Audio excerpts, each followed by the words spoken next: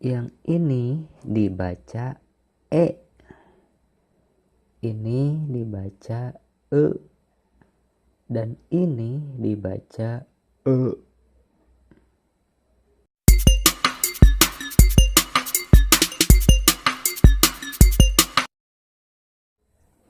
Assalamualaikum warahmatullahi wabarakatuh. Sampurasun, kumaha daramang sedayana? Baik, ketemu lagi bersama Kang Heru, masih di channel yang sama. Pada video ini kita akan belajar bahasa Sunda mengenai perbedaan huruf. Karena sering banget nih kita salah dalam mengucapkan maupun penulisannya. Nah, perbedaan huruf antara E, dan E. Tapi sebelumnya, jangan lupa untuk dukung channel ini dengan cara like, subscribe, Hey there. dan Subscribe to my dan channel saya ucapkan terima and also kasih press kepada this yang bell sudah icon. like, subscribe, dan juga komen. Dulur sadayana, dalam bahasa Sunda ada satu huruf istimewa, yaitu huruf E. Nah, dalam huruf E itu ada 3 pembacaan. Yang pertama, E yang pakai curek ini dibacanya E. Sedangkan E tanpa curek ini dibacanya E. Dan E yang ketiga ini pakai U, dibacanya U. Ya. Nah, E yang pakai curek itu disebutnya E taleng. Sedangkan yang E disebutnya pepet. Kemudian E pakai U yang dibacanya E disebut dengan teleh.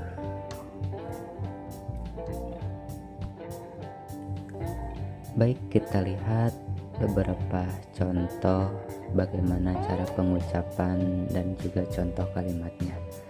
Yang pertama itu ada neng dan juga eneng. Neng adalah sebutan untuk anak perempuan, sedangkan eneng adalah anak kerbau. Contoh kalimatnya, Neng Rizka nuju nyuci piring. Artinya Neng Rizka sedang mencuci piring.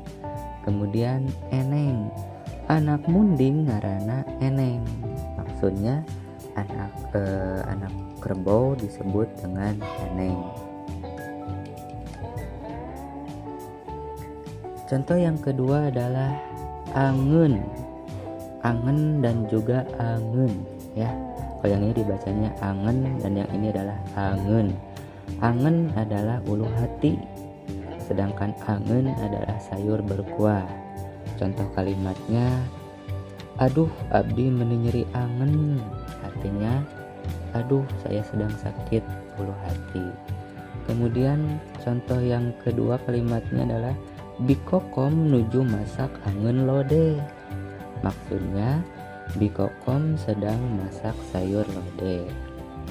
Kemudian belok dan juga belok. Kalau belok artinya adalah becek atau kotor, sedangkan belok itu menunjukkan arah. Contoh kalimatnya, ulah kadinya jalana belok. Maksudnya jangan jalan ke sana, jalannya kotor atau becek. Kemudian contoh kalimat yang kedua yang belok, bumi Mang Nana di masjid kantun belok kaluhur. Maksudnya rumahnya Mang Nana dari masjid tinggal belok ke kanan. Kemudian ada kata lebet dan lebet. Kalau lebet artinya adalah masuk, sedangkan lebet artinya adalah lebat. Contoh kalimatnya, mangga kalebet, artinya silahkan masuk. Kemudian yang kedua, tangkal buah Mang Asep meuni lebet. Maksudnya pohon mangga Mang Asep begitu lebat. Kemudian contoh selanjutnya adalah enteng dan enteng. Kalau enteng artinya adalah mudah, sedangkan enteng artinya adalah cermin. Contohnya, pelajaran bahasa Sunda mah enteng, artinya pelajaran bahasa Sunda itu mudah. Kemudian yang kedua, enteng anu neng Ica pepes. Maksudnya cermin kepunyaan Neng Ica berantakan. Kemudian ada kecap dan juga kecap. Nah, kalau kecap itu artinya adalah kata, ini dalam bahasa Sunda ya. Kalau kecap artinya adalah bumbu masak. Kita ambil contoh, hiji dua tilu kaasup karena kecap bilangan. Maksudnya 1, 2, 3 termasuk ke dalam kata bilangan. Kemudian yang kecap meser bubur tapi tong di kecapan. Maksudnya beli bubur tapi jangan pakai kecap. Kemudian pengker dan juga pengker. Nah, kalau pengker artinya adalah belakang, sedangkan pengker artinya adalah keras atau berisi menunjukkan kepada badan. Contohnya, bumi abdi mah di pengker masjid. Maksudnya rumah saya ada di belakang masjid. Kemudian salirana Dede Albi meuni pengker. Maksudnya badannya Dede Albi begitu berisi. Kemudian ada kata serang dan serang. Kalau serang itu artinya serbu. Kalau serang artinya adalah sawah. Contoh, sawah Mang Dudu diserang hama.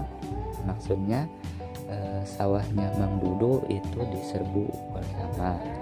Kemudian contoh selanjutnya, Mang Dudu menuju diserang. Artinya Mang Dudu sedang berada di sawah. Kemudian contoh selanjutnya adalah harup dan harap. Kalau harup artinya adalah depan, sedangkan harap artinya adalah harap. Nah, ya, contohnya dihareupeun imah eta aya tai kotok misalkan. Gitu. Artinya di depan rumah itu ada kotoran ayam. Atau yang contohnya harap artinya harap, abdi mah harapan teh hoyong jadi jalmi anu bagja. Maksudnya saya berharap ingin menjadi orang yang bahagia. Kemudian jejer dan jejer. Nah, ini bacanya jejer. Jejer artinya subjek atau tema, sedangkan jejer artinya berjajar atau berderet rapi. Contoh nih, anu kaasup kana jejer dina kalimat tilhur nyata.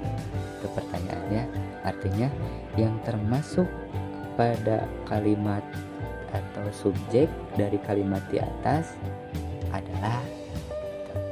Kemudian jejer, barudak sekolah menuju upacara meninga jejer rapi. Maksudnya anak-anak sekolah sedang melaksanakan upacara, sedang berjajar begitu rapi ya. Kemudian selanjutnya ada sereh dan sereh. Kalau sereh artinya adalah serai atau bumbu masak, sedangkan sereh artinya adalah sirih atau obat tradisional. Contohnya, pang meserkeun sereh ka warung. Maksudnya tolong belikan serai ke warung. Kemudian contoh selanjutnya, Bituti nuju nyepah sereh. Maksudnya Ibu Tuti sedang sedang makan sirih. Kemudian selanjutnya adalah resep dan resep ya. Kalau resep artinya adalah suka, sedangkan resep adalah rumus dalam mengolah makanan. Contohnya, abdi resep ka salira. Nah, hartosna atau artinya aku suka sama kamu. Sedangkan resep contohnya, kumaha resep ngadamel tahu supados raos. Maksudnya bagaimana resep untuk membuat tahu agar terasa nikmat. Nah, itu ya sebagian dari contoh bagaimana cara membaca huruf E, dan E beserta kalimatnya. Mudah-mudahan bisa bermanfaat ya. Silahkan kalian ambil contoh yang lain dan tulis di komentar. Terima kasih. Wassalamualaikum warahmatullahi wabarakatuh.